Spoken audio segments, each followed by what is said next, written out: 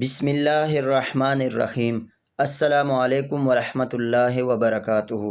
سلطان نور الدین زنگی رحمۃ اللہ علیہ کی وفات کے بعد ملکہ نے اپنے بیٹے ملک الصالح، جو کہ سلطان نور الدین زنگی کا فرزند تھا، ملکہ نے جب اس کو منگولوں اور صلیبیوں کے ہاتھوں کھیلتا ہوا دیکھا تو اس نے سلطان صلاح الدین ایوبی رحمۃ اللہ علیہ کو خط لکھا کہ آپ حلب شہر پر حملہ کر کے اس کو فتح کر لیں، ایسا نہ ہو کہ مصر کی سلطنت کا توازن بگڑ کر رہ جائے۔ جب یہ خط سلطان صلاح الدین ایوبی رحمۃ اللہ علیہ نے پڑھا تو سلطان نے اپنا لشکر تیار کیا اور چند دن محاصرہ کرنے کے بعد سلطان صلاح الدین ایوبی رحمۃ اللہ علیہ نے حلب شہر کو فتح کر لیا۔ سلطان صلاح الدین ایوبی رحمۃ اللہ علیہ نے حلب شہر کو مکمل اختیارات اپنے قابو میں کرنے کے لیے اپنے تمام سپہ سالاروں اور وزیروں کو حکم دیا۔ جب سلطان صلاح الدین ایوبی رحمۃ اللہ علیہ نے دیکھا کہ حلب شہر کے مکمل اختیارات سلطان کے قابو میں آ چکے ہیں تو سلطان صلاح الدین ایوبی رحمۃ اللہ علیہ نے بہت بڑا جشن کرنے کا حکم دیا۔ بعض مورخین لکھتے ہیں کہ وہ جشن حلب شہر میں موجود ایواز کے قلعے، جو کہ حلب شہر کا سب سے بڑا قلعہ تھا، اس کے ساتھ ہی ایک بڑی وادی میں کیا گیا تھا۔ اور بعض مورخین لکھتے ہیں کہ سلطان صلاح الدین ایوبی رحمۃ اللہ علیہ نے حلب شہر کو فتح کرنے کے بعد جب آپ مصر کے شہر قاہرہ میں لوٹے تو وہاں آپ نے حلب شہر کی فتح کے لیے جشن کا انتظام کیا تھا۔ اس بارے میں مختلف روایات ملتی ہیں، لیکن زیادہ تر مورخین کا یہی کہنا ہے کہ سلطان صلاح الدین ایوبی رحمۃ اللہ علیہ نے وہ جشن حلب شہر میں موجود ایواز کے قلعے کے ساتھ موجود وادی میں کیا تھا۔ اس جشن میں سلطان صلاح الدین ایوبی رحمۃ اللہ علیہ نے اپنے تمام وزیروں، سپہ سالاروں اور مصر کے بڑے بڑے تاجروں کو بھی دعوت دی، اور وہ جشن لطف اندوز ہونے کے لیے نہیں کیا جا رہا تھا، نہ کہ اس میں کافروں کی طرح مزے اڑانے کے لیے کیا گیا تھا، بلکہ وہ جشن سلطان صلاح الدین ایوبی رحمۃ اللہ علیہ نے اس لیے منعقد کروایا تھا کہ جو سپاہی جنگ کے دوران شہید ہو گئے ان کے لیے دعا کی جائے گی، اور جو سپاہی بہادری کے ساتھ لڑتے رہے ان کو انعامات سے نوازا جائے گا۔ ترتیب کا آغاز ہو گیا۔ جشن میں ملک کے بڑے بڑے تاجر، وزیر اور سلطان صلاح الدین ایوبی رحمۃ اللہ علیہ مہمان خاص تھے۔ سب سے پہلے ان شہداء کے لیے دعا کی گئی جو کہ حلب شہر کو فتح کرتے ہوئے شہید ہو گئے، اور دعا کرنے کے بعد سلطان صلاح الدین ایوبی رحمۃ اللہ علیہ نے ان تمام سپاہیوں کو انعامات سے نوازا جو سلطان صلاح الدین ایوبی رحمۃ اللہ علیہ کے ساتھ شانہ بشانہ لڑتے رہے۔ اس کے بعد سلطان صلاح الدین ایوبی رحمۃ اللہ علیہ نے علی بن سفیان کو حکم دیا کہ یہ دن مسلمانوں کی تاریخ کا سب سے بڑا دن ہے، لہٰذا آج کے دن جو بھی فریادی فریاد لے کر آیا اس کی ہر فریاد کو پورا کیا جائے گا۔ جب سلطان صلاح الدین ایوبی رحمۃ اللہ علیہ نے یہ بات کہی تو اتنے میں ایک ایک فریادی کر کے سلطان صلاح الدین ایوبی رحمۃ اللہ علیہ کے سامنے آنے لگے۔ جو بھی اپنا مسئلہ بتا دے صلاح الدین ایوبی رحمۃ اللہ علیہ اس مسئلے کے مطابق حکم صادر فرماتے اور ان لوگوں کے مسائل حل کرنے لگے۔ تمام لوگ یہ سارا منظر دیکھ رہے تھے۔ وقت گزرنے لگا اور فریادی آتے گئے اور اپنی اپنی فریاد سلطان کو سناتے اور اپنے دل کا حال بتا کر چلے جاتے، اور سلطان بھی ان کے مسئلوں کے مطابق ان کے مسئلے کا حل نکالتا۔ اتنے میں ایک دلہن سلطان صلاح الدین ایوبی رحمۃ اللہ علیہ کے سامنے آ کر کھڑی ہو گئی۔ اس نے زیورات پہنے ہوئے تھے، حسن اور شکل سے ایسے لگ رہی تھی کہ یہ چند دن کی دلہن ہے۔ سلطان صلاح الدین ایوبی رحمۃ اللہ علیہ بڑے حیران ہو گئے اور کہا، اے خاتون، بتاؤ تمہاری کیا خواہش ہیں؟ تجھے ایسا کون سا مسئلہ درپیش ہے جو تمہیں اس حالت میں میری عدالت میں حاضر ہونا پڑا؟ تو اس نے کہا، حضور، یہ عدالت کوئی عام عدالت نہیں بلکہ سلطان صلاح الدین ایوبی رحمۃ اللہ علیہ کی عدالت ہے۔ کیا میری اس عدالت میں ایک خواہش کو پورا کیا جا سکے گا؟ یہ سن کر سلطان صلاح الدین ایوبی رحمۃ اللہ علیہ نے فرمایا، یہ عدالت عام عدالت نہیں، اور اس عدالت میں ہر خواہش کو پورا کیا جائے گا۔ اس نے کہا، سلطان معظم، مجھے کمرے میں بند کر کے 50 کوڑے مارے جائیں۔ سلطان نے کہا، اے خاتون، یہ سلطان صلاح الدین ایوبی کی عدالت ہے، نہ کہ زندان۔ اگر تمہاری کوئی اور خواہش ہے تو وہ بتاؤ۔ یہ سن کر اس نے کہا، حضور، آپ نے وعدہ کیا کہ آپ کی خواہش پوری کی جائے گی، لہٰذا میری اس خواہش کو پورا کیا جائے۔ اتنے میں ایک وزیر اٹھا اور کہا، خاتون، تم اپنی کوئی بہتر خواہش بتاؤ، یہ بچپن کی باتیں نہ کرو۔ اتنے میں سلطان صلاح الدین ایوبی رحمۃ اللہ علیہ نے کہا، رک جاؤ وزیر، اس خاتون نے جو کہا اس کی خواہش پوری کی جائے گی۔ یہ سن کر سلطان صلاح الدین ایوبی رحمۃ اللہ علیہ نے کہا، خاتون تمہاری یہ خواہش ضرور پوری کی جائے گی، لیکن اس سے پہلے تمہیں اس کی وجہ بتانی ہوگی کہ آخر تم نے اتنی بڑی تقریب میں سب لوگوں کے سامنے آخر اس عجیب و غریب خواہش کا اظہار کیوں کیا؟ تو اس نے کہا، حضور میں اس خواہش کا اظہار سب کے سامنے کرنا تو نہیں چاہتی، لیکن مجبوری میں آ کر میں یہ سب کچھ بتانے جا رہی ہوں۔ یہ سن کر سلطان صلاح الدین ایوبی رحمۃ اللہ علیہ نے کہا، اے خاتون بتاؤ آخر اس انوکھی خواہش کے پیچھے کیا راز ہیں؟ تو اس نے کہا، حضور میں فلاں قبیلے میں رہتی ہوں، میرا باپ قبیلے کا سردار ہے۔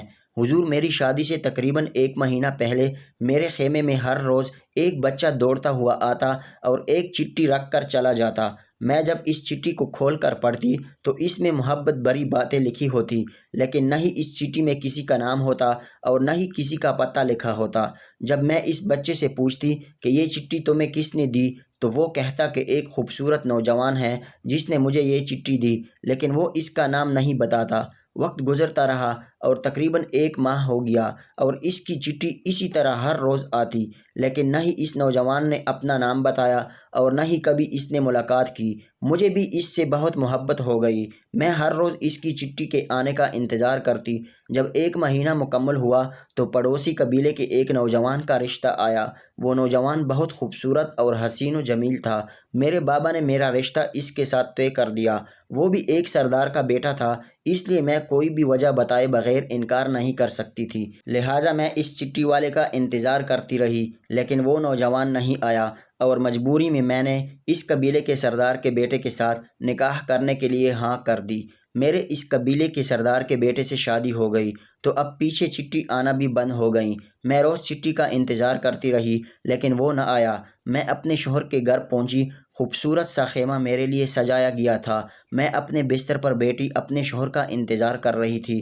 میرا شوہر تھوڑی دیر کے بعد اندر داخل ہوا اور جیسے ہی وہ اندر داخل ہوا تو اس نے ایسی خوشبو لگائی ہوئی تھی جس کے اندر داخل ہوتے ہی اس خوشبو سے مجھے غنودگی ہونے لگی، حتیٰ کہ اتنی غنودگی ہوئی کہ مجھے وہی بستر پر نیند آ گئی اور مجھے پتہ بھی نہ چلا۔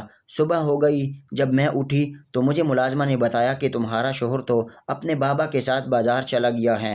مجھے بہت افسوس ہوا کہ شادی کی پہلی رات ہی مجھے اتنی جلدی نیند آ گئی۔ مجھے خود پر بہت غصہ آ رہا تھا اور میں یہ سوچ رہی تھی کہ میرا شوہر میرے بارے میں کیا سوچے گا۔ اگلے دن شام کو میں پھر سے تیار ہوئی اور اپنے شوہر کا انتظار کرنے لگی، لیکن جیسے ہی میرا شوہر کمرے میں داخل ہوا پھر اسی طرح اس کے جسم سے مجھے بہت زیادہ خوشبو آنے لگی اور اسی باتوں میں مجھے غنودگی ہوئی۔ مجھے پتہ ہی نہ چلا اور مجھے نیند آ گئی۔ میں سمجھتی کہ شاید جگہ کا فرق ہے یا میں کچھ ایسا کھاتی ہوں جس کی وجہ سے مجھے زیادہ نیند آتی ہے۔ اگلے دن میں نے کھانا ہی نہیں کھایا اور میں اپنے شوہر کا انتظار کرنے لگی، لیکن پھر اگلے دن بھی ایسا ہوا کہ جیسا ہی میرا شوہر اندر داخل ہوا تو مجھے نیند آ گئی۔ جب میں صبح اٹھی تو مجھے خود پر بہت غصہ آتا، حتیٰ کہ میں اپنے آپ کو یہ کہہ دی کہ میں دنیا کی کوئی انوکھی بیوی ہوں جو اپنے شوہر کے آتے ہی سو جاتی ہوں۔ وقت گزرتا رہا لیکن میرے شوہر کے منہ میں نے کبھی اپنے لیے شکایت نہیں سنی۔ وہ مجھے کہتا کہ کوئی بات نہیں، تم تھکی ہوئی ہوتی ہو، سو جایا کرو۔ میں بڑی حیران ہوتی کہ یہ تو بہت عجیب و غریب آدمی ہے۔ اب وقت کے ساتھ ساتھ مجھے اپنے شوہر پر شک ہونے لگا اور میں سوچنے لگی کہ جیسے ہی وہ اندر داخل ہوتا ہے مجھ پر غنودگی سی چھانے لگتی ہیں اور مجھے نیند آ جاتی ہیں۔ لیکن دوسری طرف میں نے اپنے دل میں سوچا کہ مجھے اپنے مجازی خدا پر شک نہیں کرنا چاہیے، کیونکہ میں ایک قبیلے کے سردار کی بیٹی ہوں اور ایک قبیلے کے سردار کی بیٹی کا اپنے شوہر پر شک کرنا بہت بری بات ہے۔ لہٰذا میں پھر سوچنے لگی کہ میرا شوہر ایسا نہیں ہے۔ اگلی رات میں نے دل میں سوچ لیا تھا کہ جیسے ہی میرا شوہر اندر داخل ہوگا میں اپنے ناک میں کچھ ایسا ڈال دوں گی جس سے وہ خوشبو میں سونگھ نہیں پاؤں گی اور مجھ پر غنودگی طاری نہیں ہوگی، اور آج رات پتہ چل جائے گا کہ آخر ماجرا کیا ہے۔ میرا شوہر خیمے کے اندر داخل ہوا۔ میں بن سنور کر بیٹھی تھی اور جیسے ہی میرا شوہر میرے کمرے میں داخل ہوا تو میں نے سونے کا ناٹک کیا، لیکن اس رات مجھے نیند نہیں آئی تھی۔ میں دیکھنا چاہتی تھی کہ یہ آخر میرا شوہر کیا کرتا ہے۔ میں اسی ناٹک میں اپنے بستر پر سوئی ہوئی تھی۔ میرے شوہر نے کھانا کھایا اور کھانا کھانے کے بعد وہ کہیں خیمے کے باہر چلا گیا۔ میں فوراً اٹھی اور جب خیمے کے باہر گئی تو میرا شوہر وہاں سے غائب ہو چکا تھا۔ مجھے اس پر بہت غصہ آ رہا تھا کہ سردار کا بیٹا ہو کر اپنی بیوی کے ساتھ بے وفائی کر رہا ہے۔ اپنے کپڑوں پر کوئی ایسی خوشبو لگاتا ہے جس سے مجھے نیند آ جاتی ہے اور یہ پتہ نہیں رات کو کہاں جاتا ہے۔ میں دوبارہ آ گئی اور اپنے بستر پر سو گئی اور رو رو کر میں نے رات گزار دی۔ لیکن اگلی صبح میں نے اپنے آپ سے وعدہ کیا کہ اگر میرا شوہر مجھ سے بے وفائی کر رہا ہے تو میں قاضی صاحب سے اس کو 50 کوڑے مرواؤں گی، اور اگر میں غلط ہوئی تو میں قاضی صاحب سے 50 کوڑے کھاؤں گی، کیونکہ ایک سردار کی بیٹی کو ایک سردار کے بیٹے پر کبھی شک نہیں کرنا چاہیے۔ لہٰذا میں نہ چاہتے ہوئے اپنے شوہر پر شک کر رہی تھی۔ لہٰذا میں نے سوچا کہ اگر میرا شوہر مجھ سے بے وفائی کر رہا ہو وہ 50 کوڑے کھائے گا، اور اگر میں غلط ثابت ہوئی اور میں نے اپنے شوہر کو غلط سمجھا تو میں 50 کوڑے کھاؤں گی۔ سلطان معظم، اگلی صبح جب میں اٹھی تو میرا شوہر بستر پر لیٹا ہوا تھا۔ جب وہ اٹھا تو میں نے اس سے پوچھا کہ تم رات کہاں گئے تھے؟ میں نے اچانک آنکھ کھولی تو تم اپنے بستر پر نہیں تھے۔ میں نے اسے یہ نہیں بتایا کہ میں سونے کا ناٹک کر رہی تھی۔ اس نے کہا مجھے ایک ضروری کام یاد آ گیا تھا اور میں ساتھ والے قبیلے میں چلا گیا تھا۔ اب میرا شوہر پھر سے میری نظر میں سچا ہو گیا، لیکن میرے دل میں یہ سوال پیدا ہو گیا تھا کہ آخر میرا شوہر مجھے سلا کر کہاں جاتا ہے؟ وقت گزرتا رہا لیکن مجھے اس سوال کا جواب نہیں ملا۔ میں اپنے شوہر سے یہ سوال بھی نہیں کر سکتی تھی کہ تم کہاں جاتے ہو، کیونکہ وہ ایک سردار کا بیٹا تھا۔ لہٰذا میں نے اپنے دل میں سوچ لیا کہ میں خود ہی اس راز سے پردہ اٹھاؤں گی اور دیکھوں گی کہ آخر اس کے پیچھے کیا حقیقت چھپی ہوئی ہے۔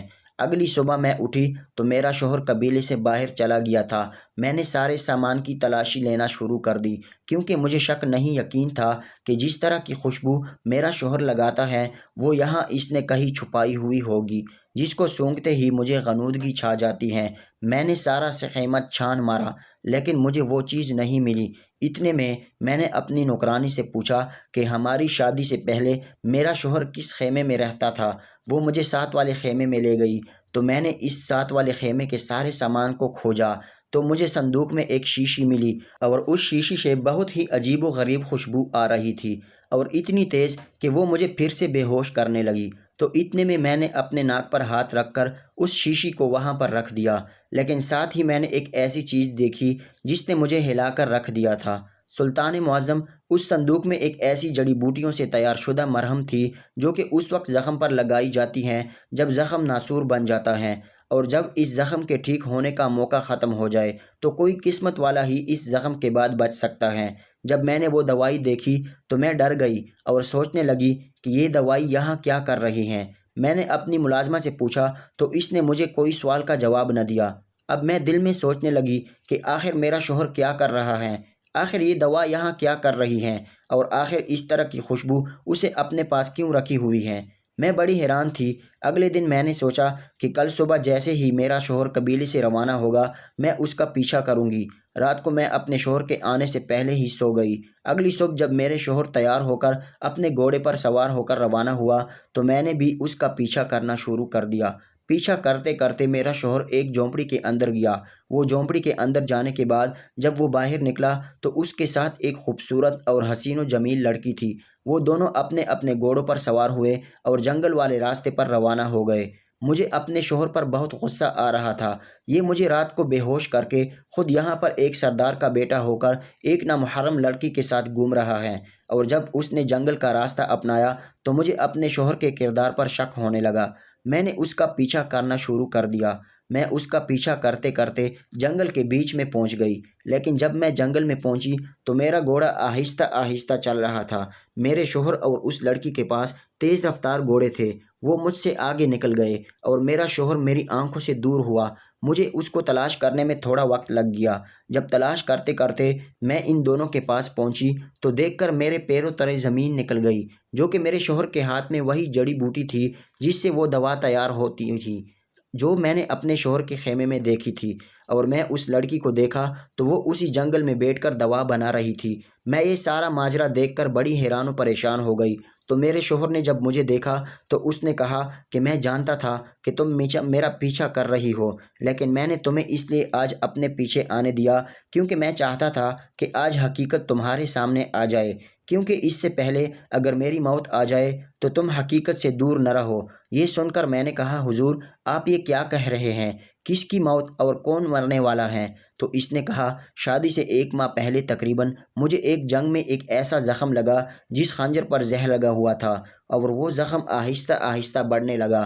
اسی دوران وہ خط بھی میں تمہیں لکھتا رہا، کیونکہ میں تمہیں ایک دفعہ ایک جگہ لڑتے ہوئے دیکھا تو میں تمہاری ادا پر عاشق ہو گیا تھا، اور میں نے اسی دن سوچ لیا تھا کہ میں تم سے ہی شادی کروں گا، اور اس لیے وہ چٹھیاں میں ہی تمہیں لکھتا تھا۔ اور 1 ماہ گزرنے کے بعد جب میں نے اپنا رشتہ تمہارے بابا کے پاس بھیجا اور میں تمہارے ساتھ شادی کر لی تو لیکن شادی سے 1 دن پہلے مجھے اس طبیب صاحبہ نے بتایا حضور تمہارا زخم تو ناسور بن رہا ہے۔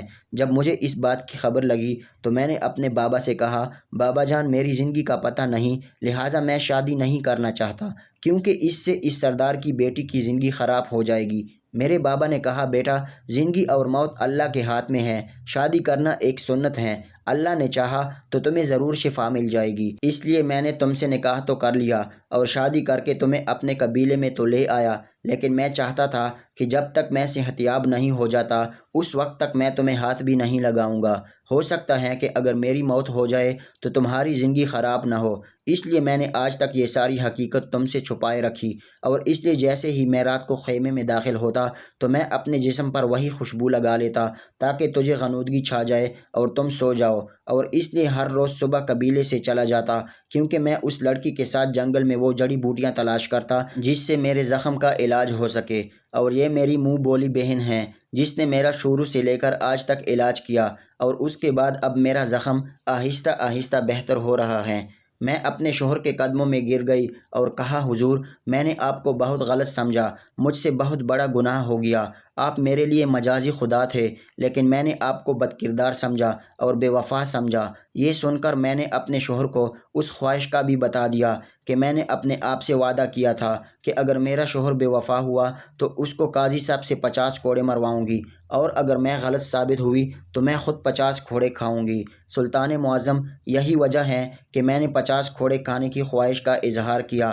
میں یہ خواہش لے کر قاضی صاحب کے پاس گئی تو قاضی صاحب نے کہا تم سردار کی بیٹی ہو اور سردار کی بیوی ہو، تمہیں ہاتھ تک کوئی نہیں لگا سکتا، تو 50 کوڑے تو دور کی بات، لیکن مجھے اپنی خواہش پوری کرنی تھی، اور میں جانتی تھی کہ میری یہ خواہش صرف سلطان صلاح الدین ایوبی ہی پوری کر سکتا ہے، اس لیے حضور میں مسلسل 3 دن کا سفر کر کے یہاں پہنچی ہوں، لہٰذا میری یہ خواہش پوری کر دی جائے۔ یہ سن کر سلطان صلاح الدین ایوبی رحمۃ اللہ علیہ نے کہا اے خاتون بے شک تمہارا شک اپنے شوہر پر صحیح تھا، کیونکہ تمہارے شوہر کا مقصد صحیح تھا لیکن اس کا طریقہ غلط تھا، اور انسان غلطی کا پتلا ہے، تم سے غلطی ہو گئی لیکن یہ خواہش غلط ہے۔ جب سلطان نے یہ بات کہی تو اتنے میں اس کے شوہر نے کہا حضور اگر میری بیوی 50 کوڑے کھائے گی تو اس کے ساتھ میں بھی 50 کوڑے کھاؤں گا۔ یہ سن کر اس لڑکی نے کہا میں اپنے شوہر کو ہاتھ تک بھی نہیں لگانے دوں گی۔ تو پھر سلطان نے کہا کوئی کوڑے نہیں کھائے گا، تجھے تیرے شوہر نے معاف کر دیا تو سمجھو تجھے تیرے رب نے بھی معاف کر دیا، اب تم اپنے شوہر کے ساتھ جاؤ اور اس کی خدمت کرو۔ جب یہ بات سلطان صلاح الدین ایوبی رحمۃ اللہ علیہ نے کہی تو سارے جشن میں موجود لوگوں نے تالیاں بجانا شروع کر دیں، اور وہ سردار کی بیٹی اور سردار کا بیٹا وہاں سے رخصت ہو گئے، اور اسی طرح اس لڑکی نے اپنی عجیب و غریب خواہش کے پیچھے اتنا بڑا راز کھول کر رکھ دیا۔ آپ سے گزارش ہے کہ ہمارے چینل کو سبسکرائب کیجیے، ویڈیو کو لائک اور شیئر ضرور کیجیے، اور آخر میں کمنٹ باکس میں 1 مرتبہ درود پاک ضرور لکھیے۔